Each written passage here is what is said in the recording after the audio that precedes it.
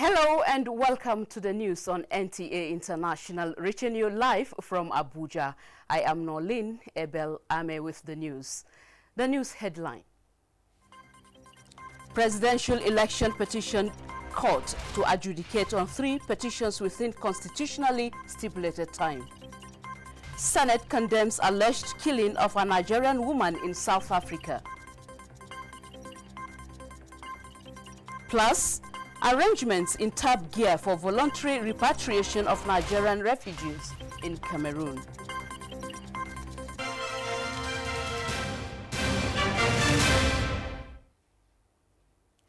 Now, the Presidential Election Petition Court has continued hearing of one of the petitions pending before it. The court has 3 petitions to adjudicate on within the constitutionally stipulated time. Dele Atumbi reports. At the last sitting of the Presidential Election Petitions Court, on the pre-hearing of the petition of the People's Democratic Movement and its candidate Amici Abu on June 27, 2019, the court adjourned the matter to Wednesday, July 10, 2019 for further hearing. However, on Tuesday, July 9, 2019, counsel to the party Morrison Onuno, acting on the directive of Chairman Frank Igbodike, filed an application notifying the court of the intention of the party to withdraw from the petition. This necessitated the filing of counter-affidavit and reply on the point of law from the counsel to the candidate of the party, Aliu Lemu. While Wole Olanipekun, SAN, Lateef Fagbemi, SAN for the APC, and Usman Ustaz, SAN for INEC, all respondents in this matter, were ready for the hearing of the application. Counsel to the party who brought the application, Morrison Onuno, pleaded with the court for time to file his counter-affidavit and reply on the point of law. The 5-man Presidential Election Petitions Court, led by Justice Mohammed Garba, which will have given its hearing report this Wednesday and proceeded to the end of the substantive matter in the petition, has to adjourn the matter to July 18, 2019 for the argument of the application. The party and its candidate before now were pleading with the court for the nullification of the presidential election conducted on February 23, 2019 due to the purported exclusion of the party's logo in the ballot paper. The party cannot withdraw from the hearing of the petition midway. Even if they are not interested anymore, they remain necessary parties and will remain till the petition is fully determined. The party, in its wisdom, reviewed the entirety of the petition and resolved and took the decision to withdraw as a petitioner. It doesn't affect the petition or the first petitioner. He can go on with his petition. What the party is saying is that they're more interested in the petition because it is the interest of the party and of the nation to withdraw as a petitioner. Also this Wednesday, the petition of the Hope Democratic Party and its candidate Ambrose Owuru came up for hearing. The petitioners, through their counsel Chukwu Njoku, came up with an application. Counsel to President Muhammadu Buhari, Wole Olanipekun, SAN, opposed the application, describing it as an abuse of court process. Lateef Fagbemi, SAN, counsel to the APC, raised the issue of the petitioners filing their reply on the point of law out of time.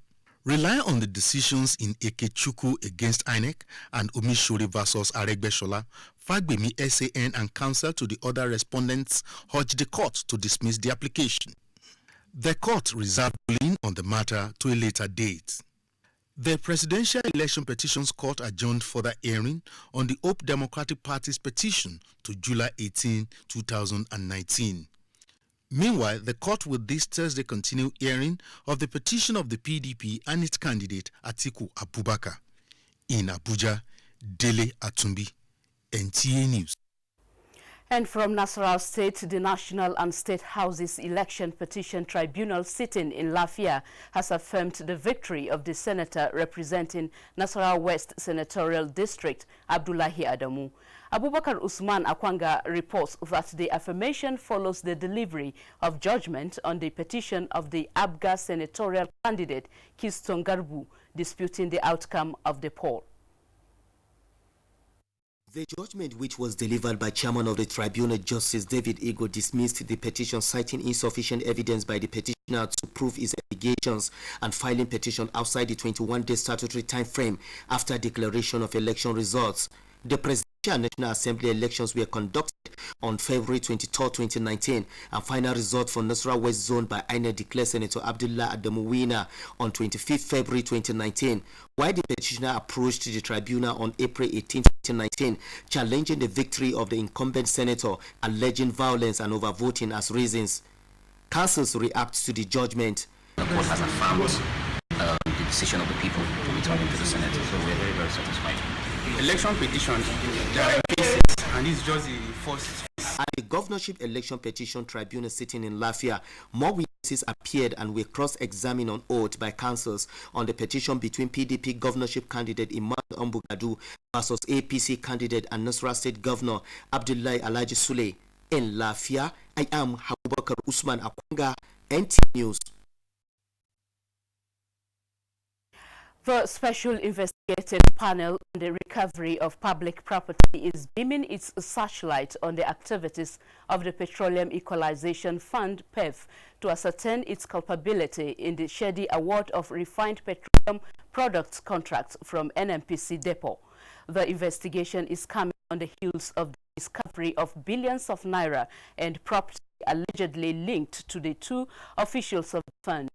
Olabode Arewa reports that in line with its presidential mandate to assist the anti-corruption agencies to recover public funds, the Special Investigative Panel commenced investigation into the finances of Mr. Godi Nadi, General Manager Corporate Services at the Petroleum Equalization Fund, PEF.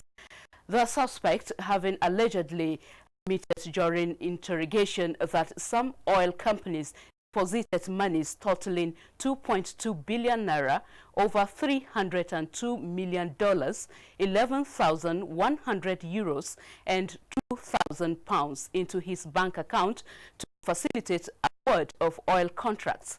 The panel says it is working to ensure the future of the monies. The panel is also working to recover 1.4 billion naira from one Aisha Famia Usman, another general manager with the fund.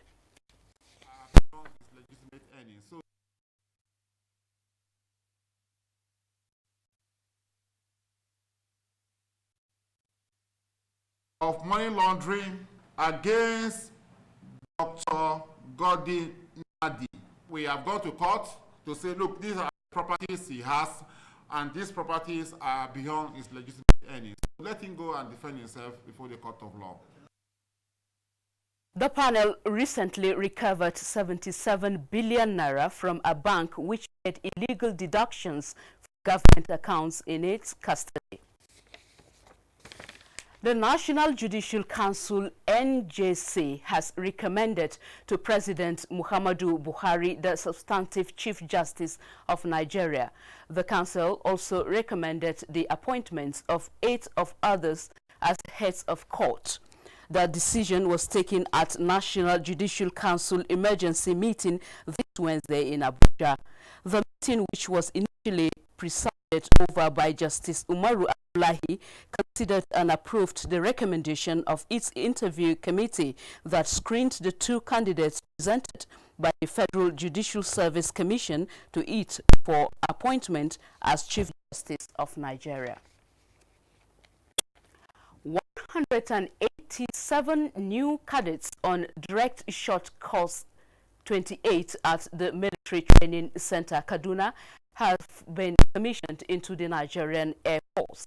At the passing out parade and commissioning ceremony, Vice President Yemi Oshibaju urged the flying officers to utilize the experience acquired during the 24 weeks intensive training to make positive impact in bringing an end to the security issues affecting the country.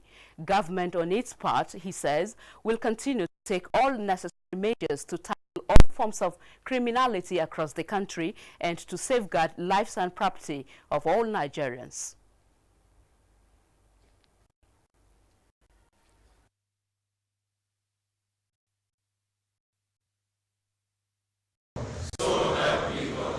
In a few short years, this country will be by far the greatest military force in Africa and certainly the most developed country in Africa. All of these have been built on the sacrifices of many, the blood and sweat of many men and women, especially of the armed forces. What will undermine our efforts now and in the future is unity. All of those who are preaching narratives of division, especially along ethnic and religious lines. We must resist all who try to destroy our present gains and in particular our future.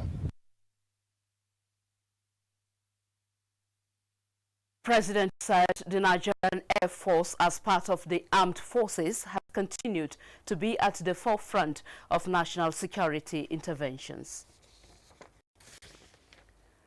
The Senate has condemned the alleged killing of a Nigerian woman, Elizabeth Juku, in a hotel in South Africa. The motion, moved by the minority leader of the Senate, Senator Inaya Aberibe, also commended the federal government for its swift response towards the unfortunate incident. The legislators, however, urged the government of South Africa to carry out investigation into the matter and bring the culprits to book. The legislator also urged the federal government to issue travel alert to Nigerians traveling to South Africa. The Senate is to liaise with the House of Representatives in finding a solution to the crisis rocking the Edo State House of Assembly. The House of Representatives at Wednesday plenary resolved to ensure that adequate security measures are put in place for the safety of personnel and property of the National Assembly.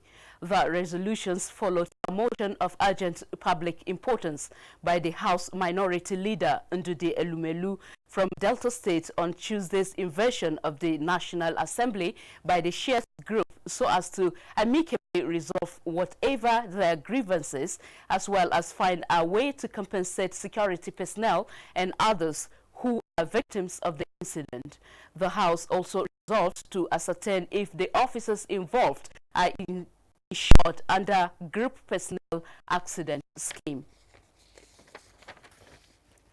Compliance with rules and regulations, integrity, professionalism and ethical conduct are some of the indicators listed by civil servants needed to achieve the EPIC civil service. This was contained in a culture diagnostic survey report launched for the civil service in Abuja. Adebola Brucelin Sunday reports. The development of an efficient, productive, incorruptible and citizen-centered cultural transformation of the civil service is one of the top priority of the Federal Civil Service 2017-2020 Strategy and Implementation Plan. Towards ensuring a sense of belonging, the project management team requested inputs from civil servants who are at the center of government activities. Training and retraining is also an important motivating factor to civil servants. Most of the take-home pays, some cannot take us home. Lots of times where civil servants cannot give in their very best, and it is because of the rules surrounding the civil service. The bureaucracy is too much. Condition of civil servants today in Nigeria. The view of these civil servants represents some of the inputs, especially in the area of condition of service. It is in a bid to meet these requests and suggestions from about 6,000 respondents across all ministries, departments and agencies that the 447-page culture diagnostic survey reports is launched. We've been able to see that where we are headed in terms of the EPIC vision for the service is it aligns with what civil servants are desirous of, what they believe is the future for the service. If we can change the narrative of how the service operates. To ensure the full implementation of the reports in all establishments, Head of the Civil Service of the Federation, Winifred Oyoita, made a special presentation of the compendium to all federal permanent secretaries at their meeting. I am confident that this report rebates an epic civil service and civil servants needed to build a modern and robust economy in Nigeria. Adebola, Brooklyn Sunday, NTA News. You are watching the news on NTA International, reaching you from Abuja. Stay tuned for more news after the break.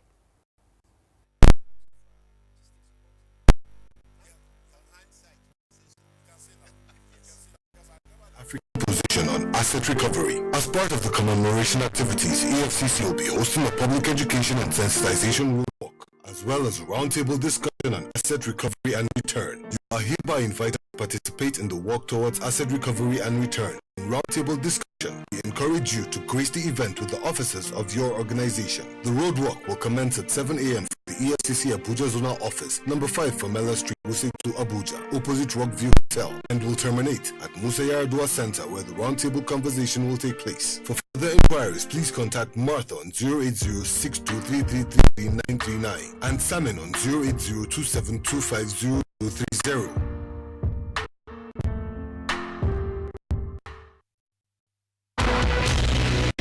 NTA International News. Africa as it is. Thank you for staying with us. Now, the outlook of African women needs to take a positive turn towards changing the narrative in the advocacy for women participation in governance, economic development and gender cooperation in line with the Sustainable Development Goal 5.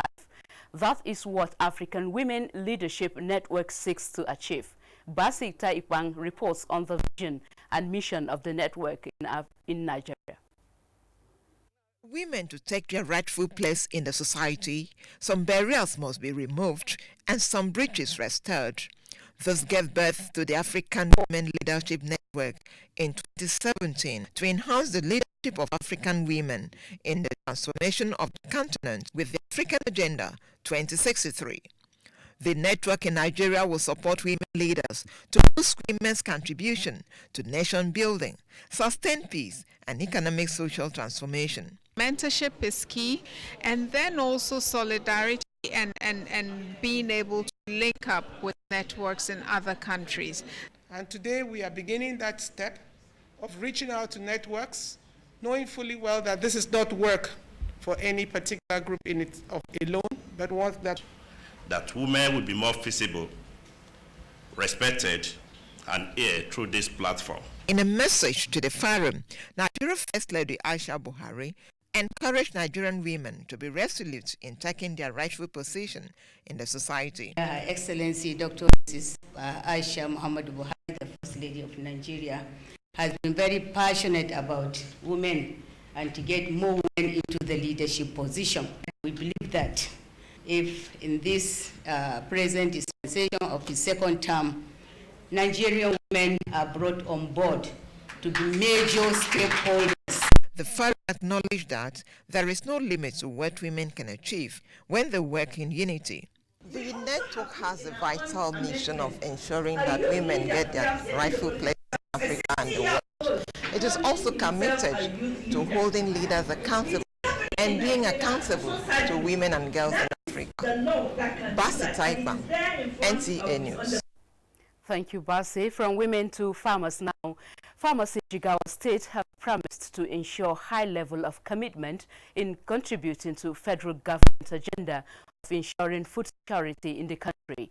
This is disclosed in Ringim during the distribution of farm inputs as compensation to farmers affected by 2018 flood. Ilyasu Ali Akubo reports. 244,892.56 hectares of farmlands were washed away by the 2018 flood, and the disaster affected 232,989 farmers in 14 states, and out of which Jigawa State has the highest number of farmers of about 73,000 in 19 out of the 27 local government areas of the state. These threats to federal government agenda on food security prompted the government to approve 33 billion naira as compensation, with 10 billion naira to victims of herders farmers crisis in 7 states and 23 billion naira to victims of flood in 14 states. The National Emergency Management Agency NEMA verified the affected farmers across the country to hear out the distribution. Agrochemicals, improved seeds and fertilizers were presented to the affected farmers. So we are very much appreciating the effort of the government. I am a farmer, so I am very happy. We thank the government for this gesture. Jigawa happens to be one of the most affected states in terms of the flood disaster, and this committee is actually on ground to enumerate and verify the list of the farmers that were sent by the state government and provide this distribution. The owner of 1 affected hectare of farmland is entitled to 9 bags of fertilizer and other agricultural inputs. From Ringim in Jigawa State, Ilyasu Aliyakubu, NTA News. For news from the financial sector, here is Olaika Ojo. Welcome to Business News. Total public debt stood at 24.947 trillion naira as at March 31, 2019, growing marginally by 2.30%. The data released by the Debt Management Office shows that the increase of 560.0 billion naira in the total public debt in the first quarter of 2019 was accounted for largely by domestic, which grew by 458.3 billion naira. Increases were recorded in the domestic debt stock of the federal government, state governments, as well as the Federal Capital Territory. External debt also increased by 101.6 billion naira during the same period. Total public debt to GDP ratio stands at 19.03%. This is within the 25% debt limit imposed by the government. To capital markets, the NSE All-Share Index went down 0.21% to close at 29,245.60 basis points, while market capitalization rose to 14.2 trillion naira. 188.7 million shares were traded by investors valued at 3.7 billion naira in 3,363 deals.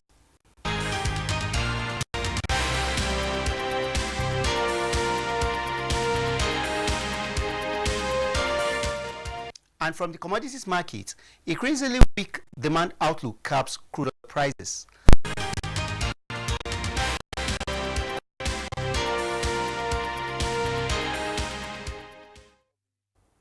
Thank you, Olainka, for that business news. Moving on, arrangements have been concluded for the voluntary repatriation of 4,000 Nigerian refugees who had earlier fled the Cameroon Republic as a result of insurgency and other security challenges in their various localities. This decision was reached at a meeting of the Technical Working Group for the implementation of the tripartite agreement on the repatriation held in Yola. Yusuf Jika reports. The meeting, which brought together representatives of Nigerian and Cameroonian authorities as well as United Nations High Commissioner for Refugees, is to brainstorm on how to successfully achieve the voluntary repatriation of Nigerian refugees from Cameroon Republic who fled the country due to insurgency and other civil unrest in their communities. The meeting also assessed the readiness of the parties for the voluntary repatriation and to review the technicalities involved in the whole process. Among other resolutions reached at the meeting are operational modalities and support measures to ensure the safe, dignified and sustainable reintegration of the returnees, as well as work within the framework of the tripartite agreement. We're going to support them with shelter kits. We're going to support them with empowerment, different skills. We're going to provide them food for a period of 6 months. Making sure that conditions such as health and education and reintegration can actually be in place. Everything has been put in place. We just need to inform hierarchy and all will be okay. The technical group further recognized the efforts done by the government of Nigeria in restoring security and basic social services and recommended for the reintegration measures that will improve absorption capacity and enhance access to basic services and self-reliance for the returnees. The group earlier inspected Yola Airport reception, while the returnees can go through proper checkup and screening, as well as transit camp and access the facilities on ground. At the end of it all, Wednesday, 21st of August 2018 has been fixed for the commencement of the repatriation. In Yola, I'm Yusuf Jika, NTA News.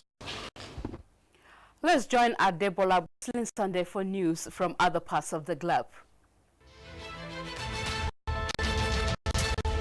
The United Nations High Commissioner for Refugees, UNHCR, says authorities in Libya have released more than 310 refugees and migrants from the detention center that was bombed in Tajura last week for relocation.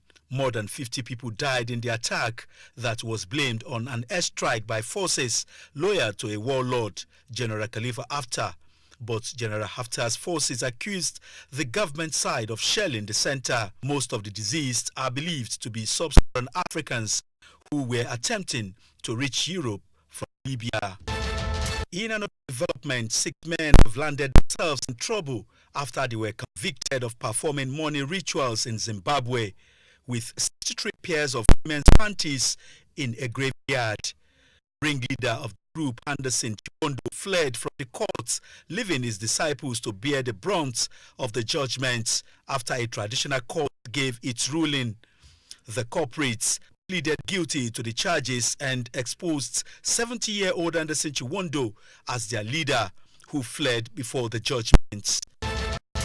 And Britain ambassador to Washington has resigned his position after days of criticism from President Donald Trump. Memos from Kim Darroch, in which he described the Trump administration as inept, were leaked to a British Sunday newspaper. Infuriating the U.S. president, launched a Twitter attack on both the envoy and outgoing Prime Minister Theresa May. I am Adebola, Brooklyn Sunday, NTA News. And on sports news, Nigeria will be playing with South